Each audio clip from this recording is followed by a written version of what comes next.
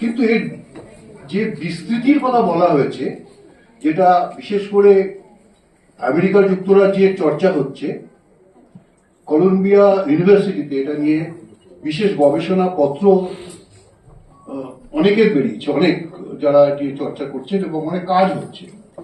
এই কাজ খালি আইনজীবীদের নয়, কোনো বিচারক বিচারপতিদের নয়, বিচার ব্যবস্থারও নয়, এটা একটা total justice delivery system.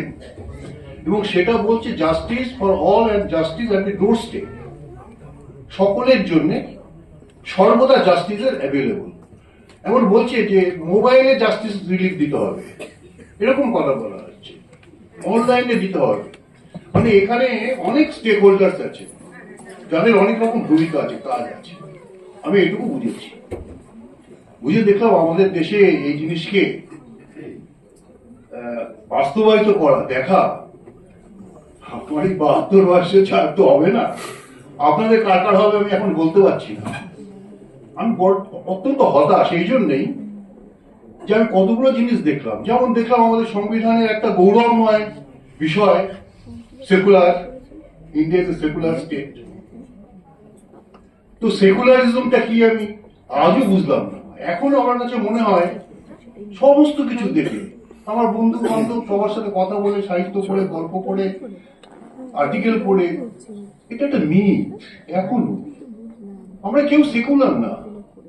If people of the country is not secular, how the country can be secular? এই সেকুলার ক্যারেক্টারটা কোথা থেকে আসবে? আজকে তো এটা দিনের পর দিন প্রকট হচ্ছে। রাষ্ট্রীয় চেষ্টায় ধর্মীয় প্রতিষ্ঠান তৈরি হয়, ধর্মীয় চর্চা হয়, মন্দির মসজিদ এই সমস্ত ধর্মীয় প্রতিষ্ঠানে রাষ্ট্রের কর্মকর্তারা, রাষ্ট্রের শীর্ষ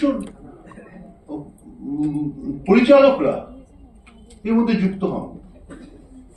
তাহলে তো তার জন্য সমাজে অব্যবস্থা হয়, হিংসা হয়, মামলা হয়, বিবাদ হয়, বিতর্ক হয়। কোথায় সেকুলারিজম? কবে আমরা সেকুলারিজম অ্যাচিভ করলাম? আর গণতন্ত্র সে তো বিপন্ন ভীষণভাবে। আমরা হয়তো বুঝতে পারছি না, কিন্তু আমাদের যারা সভ্য রাষ্ট্র আশেপাশে আছে, যারা এমনি রীতিমতো তথ্য সংগ্রহ করেন এবং গবেষণা করেন, তারা দেখছে গণতন্ত্র আর থাকবে না। কোথায় গণতন্ত্র? জনগণের কি অবস্থা আছে, কি কি অধিকার আছে, কতটুকু আছে? ওই ভোট দেওয়া। সেই আমজাদ রবীন্দ্রনাথ নিয়ে শুরু করলেন। আমি তো জীবনে একজনই ঠাকুর মানি, তার নাম রবীন্দ্রনাথ ঠাকুর। আর কোন ঠাকুর আমি মানি না। এটা আমার একটা বলতে পারেন কনফেশন আপনাদের কাছে করছি। তো তিনিই তো বলেছেন, রাজার হস্ত করে সমস্ত কাঙালের ধন চুরি। এই জিনিস, রাজা তো আজকাল তার সেই রাজার সিংহাসন নেই, কিন্তু তার থেকেও ভয়ঙ্কর সব রাজারা হয়েছে। আমাদের ইতিহাসে পুরাণে রাম রাজত্ব, রামকে মনে হতো একজন আদর্শ রাজা।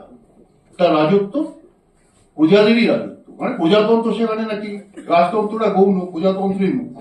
রাম রাজ্য। কিছু কিছু দল, বড় দল যারা শাসন ক্ষমতায় আছে দেশে বিভিন্ন রাজ্যে, তারা বলে রাম রাজ্য প্রতিষ্ঠা করতে হবে। মানে এই রাজা আর আমরা প্রজা, এই ভাব এখনো আছে। এখনো আধুনিক গণতান্ত্রিক ব্যবস্থার নেতা মন্ত্রীরা তো রাজা। তাদের ঠাট বাট চলাচল দেখলে আপনি দেখতে পাবেন কি